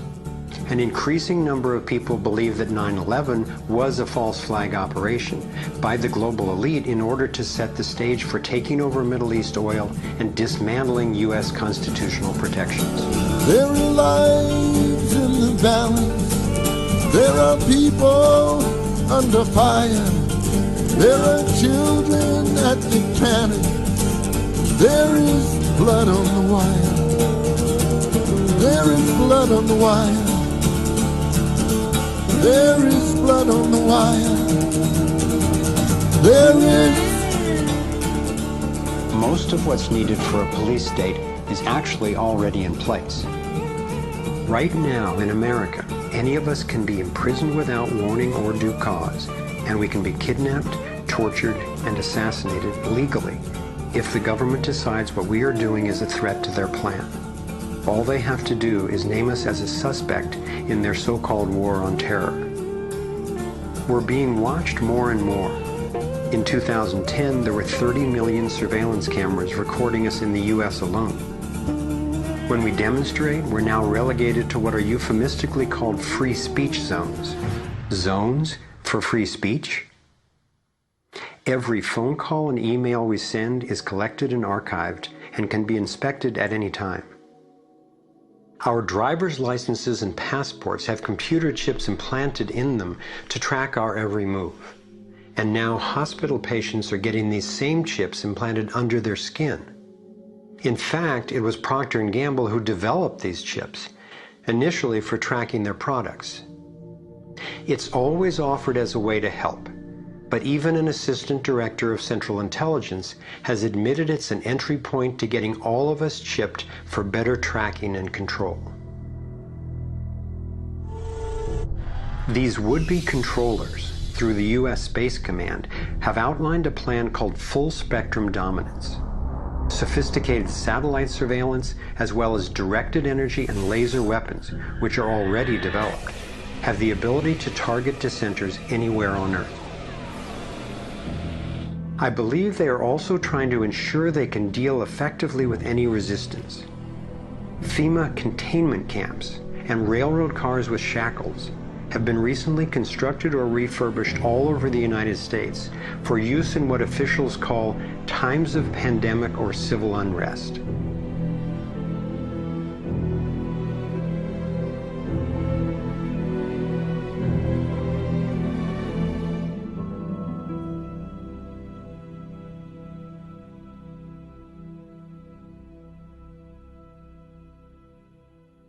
There's one more brutal realization about the global domination agenda that I need to share. This was a horrible one for me to grasp, but without it, this inquiry would be dangerously incomplete, and our solution strategies would be inadequately informed. In my research, I came across convincing evidence that their plan actually includes the elimination of the majority of the world's population. As sick as it sounds, it makes sense that they would be better positioned to succeed in their quest for absolute control if there are fewer of us to manage. Every time I've thought they wouldn't do that, I discovered I was wrong. I found startling documentation that eugenics is one of the core pillars of their plan. Eugenics is the practice where some people get to decide who's worthy to breed and who's not. Sterilization is one of the many insidious ways this covert plan is being implemented. In 1904, the Carnegies funded the first eugenics laboratory in Cold Spring Harbor, Long Island. The Rockefellers funded involuntary sterilization of people of color through their eugenics programs and funded the Kaiser Wilhelm Institute in Germany to further the racial supremacy agenda later adopted by Hitler. In 2007, the U.S. Department of Agriculture and Homeland Security funded a proposed project to aerial spray over 7 million people in urban areas of Northern California. After citizens organized against the plan, officials were forced to reveal that the spray included multiple toxins that can cause disease and disrupt the reproductive cycle. Fortunately, civil resistance stopped the project. The U.S. government has been caught over 30 times covertly experimenting with toxic chemicals on its own citizens, from soldiers, prisoners, and Native American reservations to entire towns and counties. Mass covert sterilization of women and girls, usually using secret additives to vaccines, has been exposed in Brazil, Puerto Rico, Nicaragua, Mexico, and the Philippines. These have been under the auspices of such programs as John D. Rockefeller's Population Council, the U.S. Department of Health, Education, and Welfare, where Nelson Rockefeller was Undersecretary, and the Rockefeller-founded World Health Organization. Novartis and Syngenta, in cooperation with the U.S. Department of Agriculture and the Department of Defense, have field-tested a spermicidal strain of GMO corn that would render male consumers infertile. This was quietly announced as a contribution to the world overpopulation problem. The list goes on and on. Right now, global human fertility is plunging. I'm convinced that this is no accident. For me, being willing to consider and research a direct depopulation agenda was critical to my getting the whole picture and to generating responses that could be sufficient to the task we face.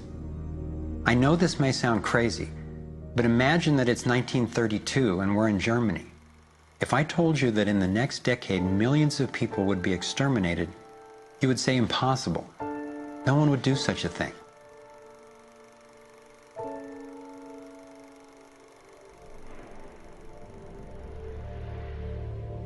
This is what depopulation looks like today. I'm convinced that I'm not overstating the case. Could I be wrong? Perhaps. But what if I'm not? We are at a critical fork in the road in human evolution. One road is leading toward tyranny and possible self-destruction. The other would lead us to a peaceful, healthy civilization based on honoring the rights and freedom of every single person on the planet.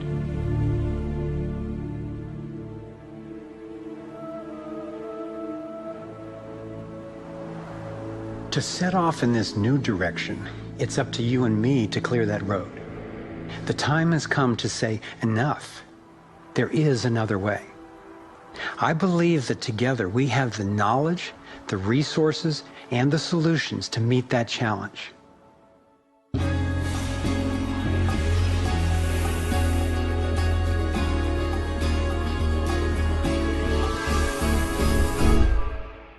I see this process as nothing less than a struggle for the soul of humanity. It begins with a shift in worldview, answering the question, who are we really? What is human nature? Are we humans what the elite would have us believe? Stupid, greedy creatures who, if left to our own devices, would devolve into violence and chaos, and so for our own good must be ruled over by a self-appointed elite? Or are we naturally caring and creative?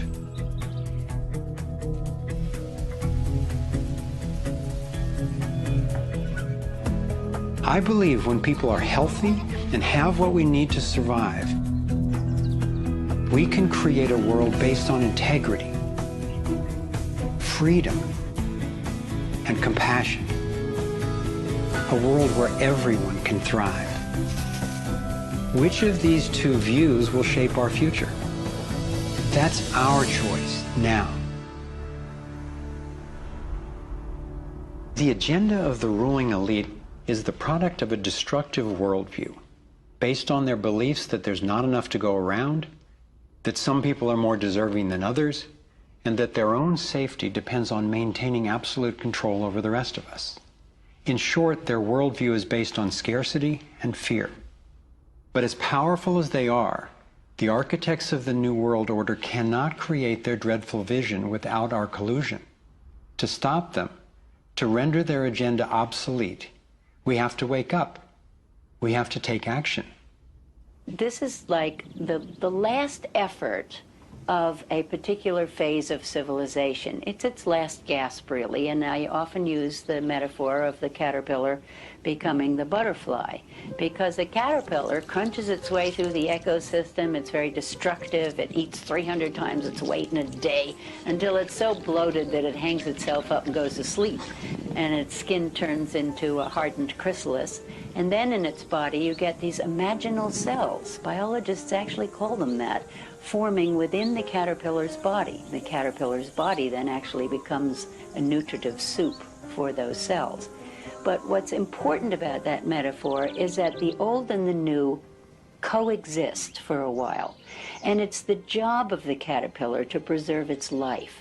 It's a desperate government that we have now trying to control oil in the Middle East and wanting now to promote nuclear energy and all these things that they know better, but they have to play out the role of protecting themselves. It's their job. And if you love butterflies, you don't go around stepping on caterpillars. So we can't hate them. It doesn't do any good. But if you want alternative energy, you don't ask an oil economy administration to produce it for you. we have to produce it. We imaginal selves have to show that it's cheaper, more efficient, and more effective. Our job is to build a new world. If we had the vision and a worldview that says our crisis is a birth and everybody's needed and everybody will have more of what they truly want, you could turn this desperate world into a renaissance of human creativity and love. It may seem that the controlling elite has all the cards, but we have many advantages of our own. First, let's talk numbers. Very few people are consciously perpetrating the domination agenda. Most of those helping to implement the plan don't understand the full picture of what they're a part of. By my calculations, we outnumber the actual architects of the plan by more than 1,000,000 to 1 in the US alone. Entrepreneur and environmentalist Paul Hawken estimates that there are now well over 1 million organizations in the world that work towards social and environmental justice, comprising the largest social movement in the history of humankind. This movement, when connected electronically, could become a network of networks that will be the most powerful activist force for change ever. If you look at the people who are involved with restoring this earth and stopping the damage and resisting the depredation and nurturing change and reimagining what it means to be a human being, and you're not optimistic, then you might want to get your heart checked, because there is an extraordinary, beautiful, gorgeous, fierce group of people in this world who are taking this on. The second important advantage for us is that all the power centers that the elite control require our participation. If enough of us withdraw our support, their plan can't work. This is true of the central banks, the military, the corporate media, the government, and more.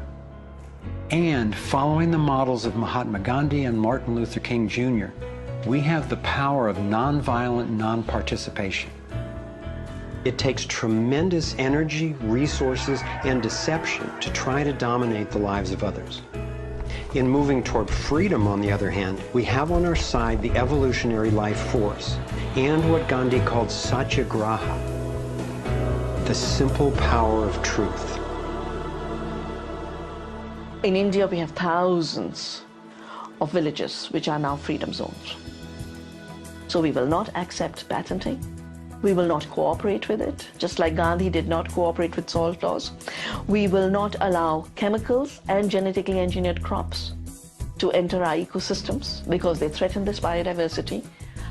And this freedom movement, which is a freedom movement for all species, not just for individual humans, is something that's growing so fast and is reflected in the movement for GMO-free zones in Europe. I turn my back and there's another 1,000 GMO-free zones. 90% of Italy, 90% of Austria. The freedom zones around the seed, around food, are creating massive shifts.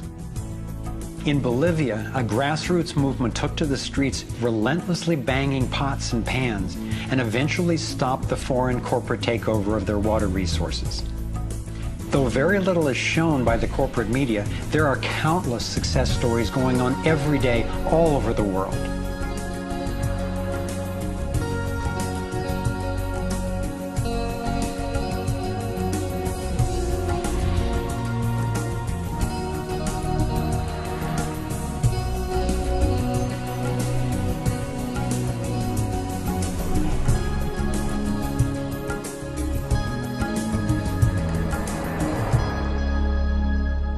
I wasn't willing to make this film until I knew there were responses that are a match for the crisis. And now the power of the internet enables us to share the breadth and the depth of this research. We've spent years creating a vast website, thrivemovement.com, that brings it all together and makes the information and what we can do about it accessible to everyone. Here you have your very own navigator module to go deeper into the main subjects covered in the film: code, problem, and solutions. You can study strategies and tactics and connect with others to take high-leverage actions. Every fact stated in this film has been independently verified, and the reference is on our website. This sector navigator facilitates whole systems thinking that recognizes that actions in one area impact all the others. The center of the sector navigator is worldview, because it determines how we experience everything that happens within and around us. In every sector, you'll find critical issues, resources, group strategies, and individual actions to peacefully and productively affect real change. Our resource tree will link you to the people, organizations, and media that we most recommend to help you get more fully educated and engaged. I was encouraged to find that there are a minimum number of actions which, working together, can tip the scales. It's not endless. Once we see the big picture, we'll look at what each of us can do to help accomplish it. Let's take a look at the strategic antidotes to their economic domination. We need to stop any more bailouts of banks or corporations, dismantle the Federal Reserve, withdraw taxpayer support from central banking agencies such as the IMF and World Bank, allow development of alternative currencies and independent banks, and refuse international taxes. My main emphasis is on solutions in the U.S., because that's what I know best. But just as the predicament is global, so are the principles on which the solution strategies are based. Here are some tactical actions that we can take as individuals that don't take much time or money to make a real difference right now. Get informed, speak up, and connect with others. Bank locally. When we move our money out of the big centralized banks and into locally owned banks and credit unions, we defund the problem and fund the solution all in one move. Buy and invest responsibly. Every dollar you spend sends a message. Join the movement to audit and end the Federal Reserve. It's robbing us. Join a coalition to keep the internet fair and open. Don't let anybody take control over it. Support independent media. Get your information from diverse sources and think about who's funding the news you get. Support organic, non-GMO farming. Join movements to bring about honest elections, including traceable paper ballots and campaign finance reform. Congress can only be accountable to us when corporations stop funding them. Advocate for renewable and new energy technology. Bring the conversation about free energy out into the open. It will transform the power dynamic on this planet faster than anything in recorded history. Sign up for critical mass actions. It's a strategy to leverage our power by waiting until a huge number of us agree to participate before taking an action. Imagine 1 million of us acting in unison. Then again, imagine even more.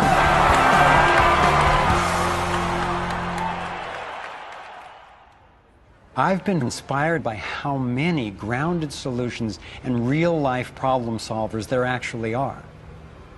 Akila Sherrills is one person whose work especially touched me. He helped broker a gang truce between the Crips and Bloods. One of the things that we discovered in the process of waging peace in the neighborhood was that conflict is healthy. You know, it's unresolved conflict that actually leads to violence. When we first launched the peace treaty, we had a lot of success in our first year. Gang homicides dropped 44% in the neighborhood based upon our actions. Akila describes what happened when two rival gang leaders finally met after the truce. The brother came up to him and told him, man, look, I know you got some hard feelings for me. You know, maybe I got some hard feelings for you. He said, but because of this truce, man, he said, I'm willing to put all of that to the side. And he stuck out his hand. He hugged him and he said he closed his eyes because he was preparing for a sharp, knife to enter his back. He was waiting for for a bullet you know, to be shot into his stomach. But he said after a few moments, you know, he held that embrace. You know, he realized that, you know, that it was genuine. I believe that having a clear picture of our potential is as important as uncovering what stands in its way. So I want to take you to a possible world of the future. It's a world the elite would have you believe is an impossible pipe dream, but I'm convinced it's a world that is utterly within our grasp. We can create a world where people can thrive, where we can feel safe and secure. The air, water, and food are clean. A world where communities are capable of producing their own energy and food, and trade is open and fair. Rather than focusing on punishment, instead justice restores lives and losses. Insurance pays doctors to keep people healthy. Education is voluntary, serving the needs of individuals instead of corporations. We get honest feedback from independent media. There are no subsidies and no bailouts. Imagine that with an honest money system, little or no taxes, and low electric and fuel bills, you would have the money to pay off your home and car and be free to save and invest. You would enjoy more wealth, freedom, and security, all while working the same or probably less. Let's say I started a mutual fund for my neighborhood, and all the neighbors had stock, okay? And so they healed the environment, and their stock went up in value. So instead of getting drained financially, they're making money. They're making money from things that make their kids safer and prevent the planet from dying. So you kind of have your cake and eat it too. Instead of working all week to make money and then coming home and trying to save the planet on the weekends, you can spend Monday through Friday making money saving the planet and then, you know, go to the beach. This vision of a thriving world is based on what could be called the liberty perspective. There is a simple principle that underlies this approach: non-violation. Nobody gets to violate you or your property, and you don't get to violate anyone else, except in genuine self-defense. This is the one rule I've found that every single person agrees with, at least for themselves. I believe that non-violation is the true north of humanity's moral compass and our core navigating insight. This insight can guide us and protect each and every individual as we set up voluntary, self-sustaining systems. It is a way of living that I can stand for wholeheartedly and without reservation. I've been profoundly influenced by the work of Austrian economist Ludwig von Mises, who developed a whole philosophy and economic system based on the core ethic of non-aggression.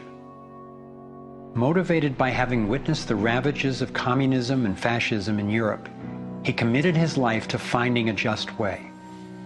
He recognized that those systems, as well as socialism and even democracy, wrongly assume the rights of the collective, or the group, to be more important than those of the individual. I had always gone along with the view that more people will thrive if we consider the group's needs above the individual's. But when I took a closer look, I found it doesn't really work that way. In the name of what's best for the group, governments have been responsible for most of the war, death, and destruction on the planet. More than 200 million individuals were killed in the 20th century alone.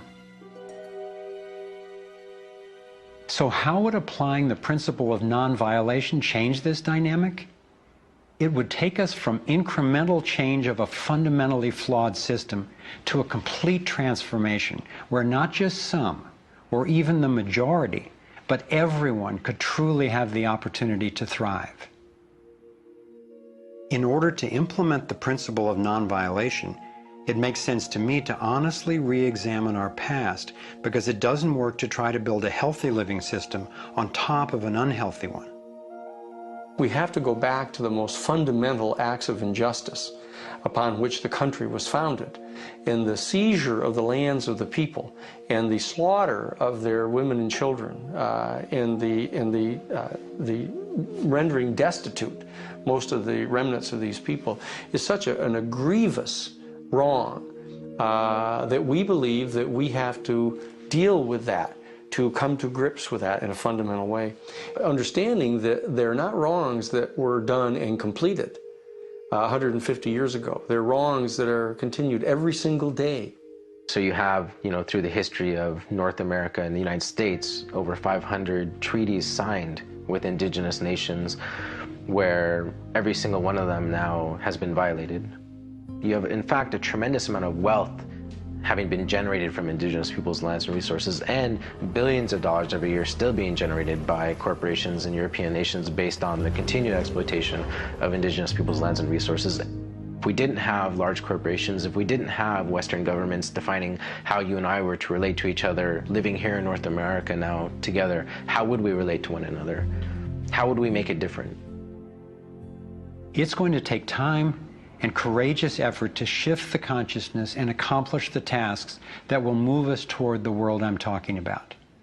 And yet I know of no greater gift that we could give to future generations. We can't do everything at once. I envision 3 overlapping stages of the solutions process. In stage 1, we bring as much integrity as possible to our current systems. If we cut the US military budget in half, it would still roughly equal the defense spending of the entire rest of the world. Between that and getting rid of the Federal Reserve, over $1 trillion a year would be freed, enough to feed everyone on our planet, deal with social issues, and heal our environment. Many people believe that widespread starvation and poverty are inevitable, but compared to war, eliminating poverty and restoring the environment are cheap. According to Lester Brown's Earth Policy Institute, it would take under $200 billion a year to restore the Earth's environment and meet global social goals. But this stage isn't the end goal of the liberty perspective. While stage 1 has a lot of the compassion typically associated with a liberal Democrat agenda, stage 2 reflects much of the wisdom of the traditional conservative worldview.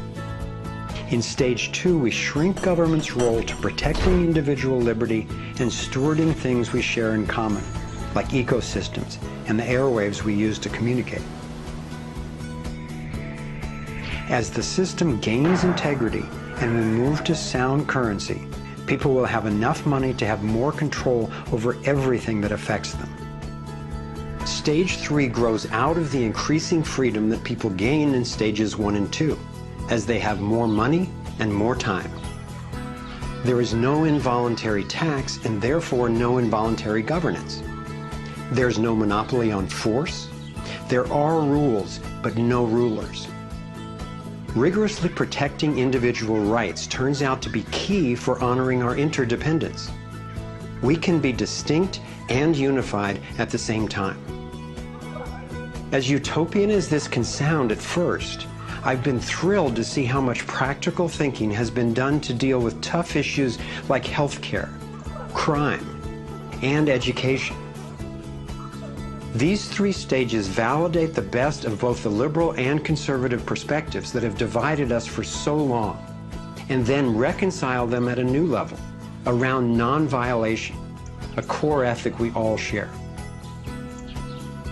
Stage 3 honors human incentive and finally includes the rights of not just many, not just most, but everyone. The Torus provides a template for a society based on integrity and wholeness. It conserves what's working.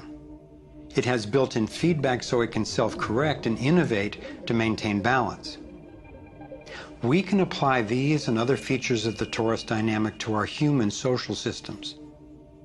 I truly believe that aligning consciously with the fundamental life energy pattern at every level, physical, emotional, mental, interpersonal, and environmental, is ultimately the art, the science, and the celebration of love. And that's what we're here to learn. The fundamental insight of our interconnectedness changed the way I approach everything. In my own life, I found a practical expression of this philosophy in the modern, non-violent martial art of Aikido. It offers powerful guidance on how to respond effectively and non-aggressively to the global domination agenda. Morihei Ueshiba, its founder, taught that to practice Aikido one must mimic the movements of atoms and galaxies. Just as free energy technology blends with the toroidal pattern to access unlimited power, Aikido, the way of harmony, blends with the energy of an attacker, redirecting it to peaceful resolution.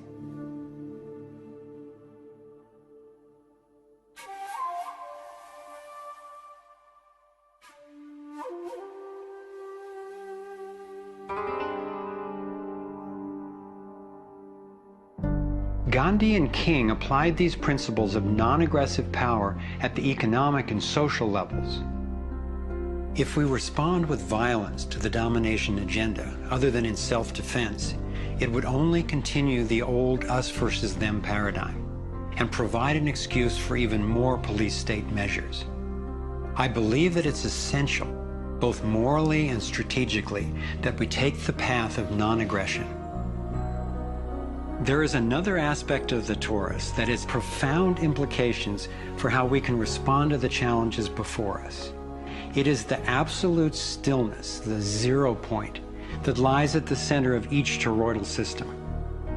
I believe that you and I, as well as every other being, are Taurus energy fields, centered by stillness and each connected to one another and to the boundless consciousness of a living universe.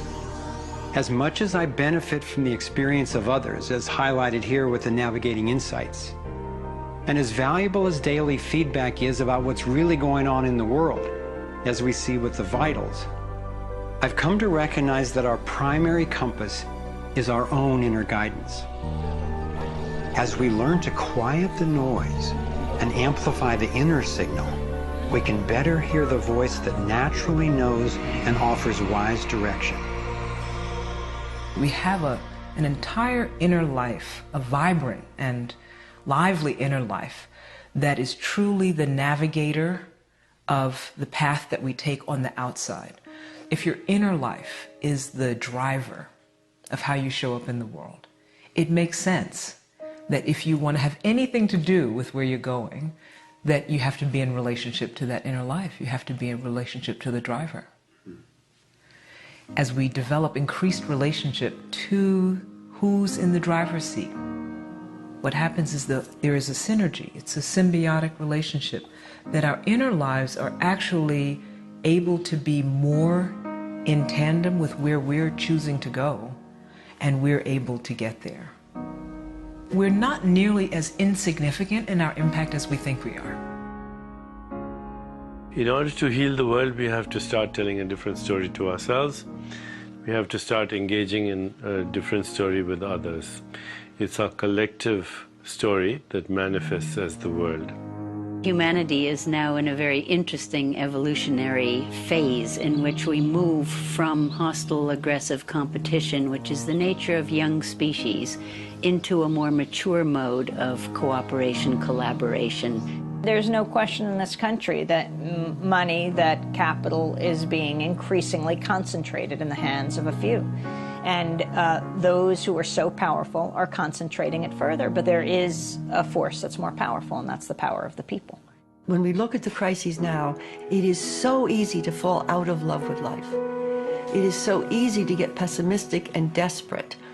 But from my perspective, the crisis has matured to the point of being on the threshold of mass awakening, and that feeling inside me gives me the vitality to know that no matter how small what I'm doing looks to me in the face of these huge problems, that the impulse of evolution is not small. And when it's in everybody who's waking up, it's huge. And as more and more of us are waking up, linking up, and daring to speak up, the scheme for global domination is being exposed. And we're discovering solutions that can create the world we yearn for and deserve. Again and again throughout history, When people have recognized tyranny rearing its cruel head, they've come together and stood up for liberty. I am confident humankind will look back on this period and be proud that when we saw, we acted. Thank you for coming on this journey with us. I'm convinced we have what it takes to thrive. Let's make it happen.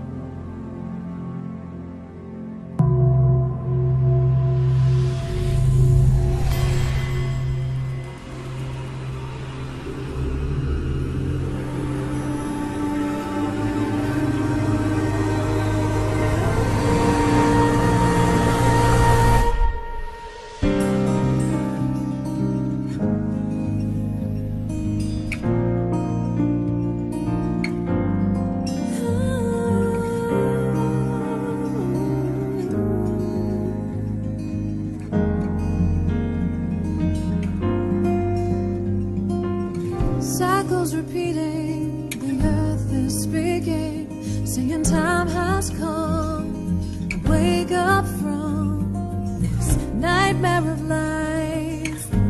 So many shattered lives reaching out, crying out for freedom, crying out for love. Carried by the current, till we stand side by side on the brink of a brand new dawn. We come together while the waters rise. There's a stirring deep inside, deep inside. We come together to stand up for our lives. What on earth does it take to thrive? While we've been sleeping, hearts were beating so much closer than we ever knew. Beneath the noise, there is an inner voice whispering, clear and true. The veils are finally lifting, our ways becoming clear. There's a dream without a limit, and a vision so strong, every person knows they belong. Come together while the waters rise. There's a stirring deep inside, deep inside.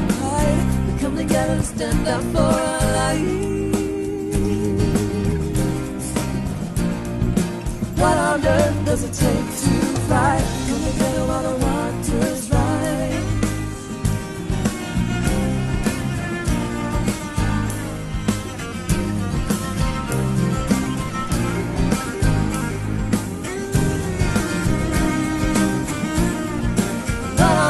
Does it take to thrive out in the open? Thrive healing what's broken. Every heart, every life, living our place in it now.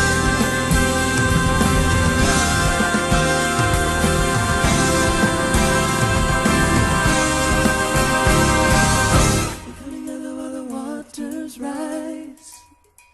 There's a stirring deep inside, deep inside. Come together to stand up for our lives. We all have what it takes to thrive. We come together while the waters rise. There's a stirring deep inside, deep inside. We come together to stand up for our lives. We all have what it takes to thrive. Come together while the waters rise. There's a stirring deep inside, deep inside. We come together to stand up for our lives. We all have what it takes to thrive. Come together while the waters rise. There's a stirring deep inside, deep inside. Come together to stand up for our lives.